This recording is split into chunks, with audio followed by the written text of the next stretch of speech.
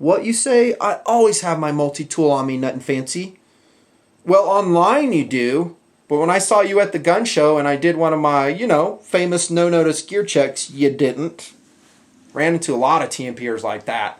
It's rare that I ever see any of them produce a multi-tool of any size, whether it's an ultralight, a light duty, or medium duty multi-tool. Very few have them. Occasionally, some will have Swiss Army knives. You guys know that I have both. I always carry my Victorinox Cadet and perhaps some other models at times. And I usually will have a multi-tool on my person as well. I say usually because I'm not 100%. I'm very close to 100% on having it. And the reason I think this is kind of important is because one of the key concepts here in the Nutnfancy project, by the way, this is of course Nutnfancy, another lame multi-tool review coming your way, is preparedness. That we are prepared when others aren't. And while having a little multi-tool maybe won't save lives, I doubt it will, it can save the day sometimes, because you have capabilities where no one else will, perhaps. I've seen it happen. It's kind of fun when it does. You should have a multi-tool integrated into your system, whoever you are, civilian, law enforcement officer, contractor, doctor, nurse, farmer, rancher, whoever, have a multi-tool whenever you can. And the reason I think it's still, kind of lame that you don't is because there's so many tiny and compact lightweight MTs to choose from. You're looking at 6 of them right now. Now these are from Leatherman, one of my favorite MT manufacturers. You guys know that because they produce lightweight, compact, elegant designs, high quality levels, decent prices. But they're not the only game in town, and of course that's what this video is about, Gerber. But just by way of introduction, before I push these off the table, this is the reviewed in 2008 Squirt P4. There's its successor, the PS4, in very cool looking blue. That's very cool looking red, opened. And that's the electrician's version, the ES4, and this is a Style CS.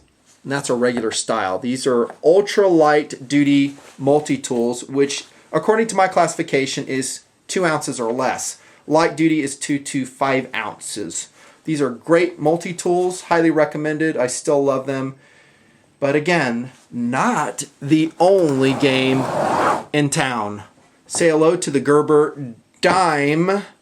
And I'm going to do several ultralight, light-duty multi-tool reviews. These are actually light-duty because they're like 2.5 ounces. The Gerber Splice. And I think I'll talk a little bit about this one. I think I got it in a package deal, like came with a knife or something. This is a Gerber Solstice. I won't talk much about that one. These are pretty much the same functionality as those Leathermans, the ultralight duties. These are, by the way, both of them weigh, on my scale at least, 2.4 ounces. I'm going to talk about the Splice first. And actually, I kind of gave some heat to some Gerber multi-tool designs in the past, specifically some MDMTs they make.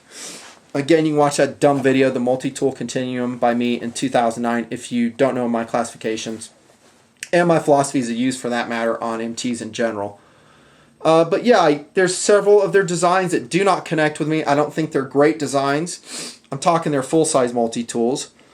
But I think their micro multi-tools are so much better. The Gerber Splice is another good example. Okay, first off, it's compact, it's lightweight. I don't know if I would throw this on my keychain. It's wearing, by the way, that Kelty Trip Tees fluorescent line. It's actually meant for tints, but I can find it with a flashlight. I put that on most of my things if it's going in the out of doors. So yeah, it's 2.4, 2.5 ounces. Maybe not light enough for me to slam on my keychain. Maybe for you, you could, but they are compact. And they're about as small as the PS4 by Leatherman, which I think is a reference ultralight duty multi-tool. Let's look at the tool review on the Splice. I think this is one way it beats the Leatherman. A clip blade, hollow ground, and its conventional V ground. As opposed to, where did that sucker go? The Squirt has that dumb chisel grind on it. I still hate that. Why do you do that, Leatherman? In other words, it's ground only on one side. Okay, come on, focus camera. There we go. Like that, and see it's flat on that side. I hate blades like that. I just do. I know the concept behind them. I still don't like them. This is actually a pretty decent knife. Notice that it's situated too on the bottom of the MT. so we can actually get some cutting done. It is non-locking. It came pretty dull, if memory serves. I've had this one for over 1.5 years. I thought I'd reviewed it, but last time I checked, I didn't, so I'm doing it now. You can put a decent edge on it. It's basically, I think, 420 high carbon. Whatever Gerber uses, might be 440A, I forget. A lower to medium quality steel is what it is. On this side, you're going to find some files, and again, on this splice, you see one of the attributes that it's kind of hard to open still. You know, my fingernail, I have to keep them really short too, otherwise they bust. I'm going to have to use a tool even to open this. There you go. That is a downside on the splice. It's kind of tough to get out. And there's your two-dimensional Phillips driver with a file. And I didn't use the file, so I can't tell you how good it is. But it seems to be of medium quality, maybe lower to medium quality. Okay, and this side we have a cap lifter and a bottle opener, if I can remember. I want to bust a nail getting this out. Gerber, well, this is an older version, but dudes, you got to make it easier so we don't bust our fingers getting the tools open. There's a cap lifter.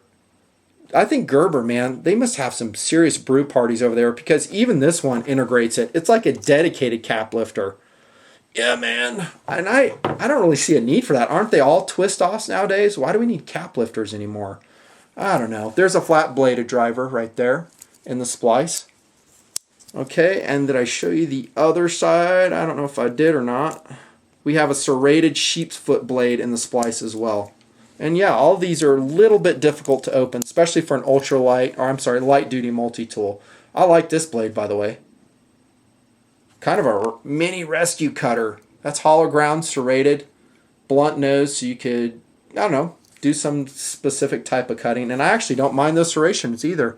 They're not overly abrupt. They're okay.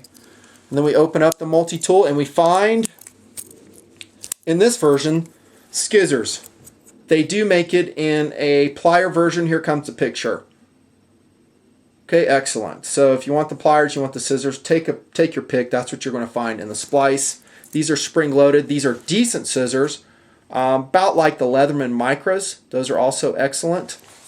And that is the tool review on the splice. A mini review on a mini tool. And then we talk about the dime. Between the two guys, I love the dime.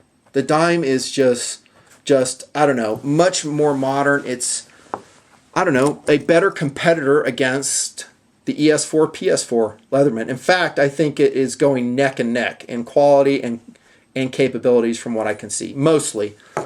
First, on the exterior, look how it's rounded. Open architecture. I guess you could say that about the splice too, because it has many torques there. You could crank it open. I don't know, do some tool switching out. I would never do that. I got better things to do, but I don't know, maybe someone would. Okay, so it's rounded. It's very compact. It's 2.4 ounces. There's a way you can throw it on your keychain, maybe put on the lanyard, and there again is that dedicated cap lifter. While I will never use it in the cap lifter philosophy of use, I will probably use it in a prying function if I were to carry the dime around extensively. Sometime, some way, you'll be able to just crank on something without, I don't know, busting your fingers. On the exterior of the tool, let's see if they open easier. Oh, they do a little bit easier. There's the scissors on the dime, and those are excellent. Every bit as good as the scissors on the ES4 and PS4. Excellent. They're very tough. I don't know if tough's the right word, but they just seem durable to me. They got a nice strong spring in them. And then we flip it around to this side. A little bit hard to open, but there it is. Package opener. I just did my review on the Leatherman Wingman and Sidekick. I talked about that there. This is actually just as good, if not better, of a clamshell package opener. I'm talking about those strong plastic bubble packages that we get everything in these days. I hate them, by the way. They pollute a lot and they're just tough to get open.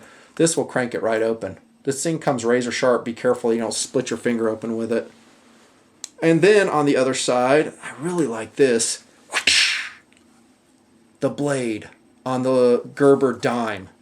It is hollow ground, conventional V ground, and it didn't come with a super awesome edge, but I was able to touch it up on a ceramic rod, and now it's got a great edge. Again, it's situated on the bottom of the multi-tool so we can do a flat cut if we need to. That is a very cool utility shape, kind of a sheep's foot blade. And again, I will give this the edge over the PS4 blade because of the grind. I do like the clip shape, I just don't like the single edge grind on it.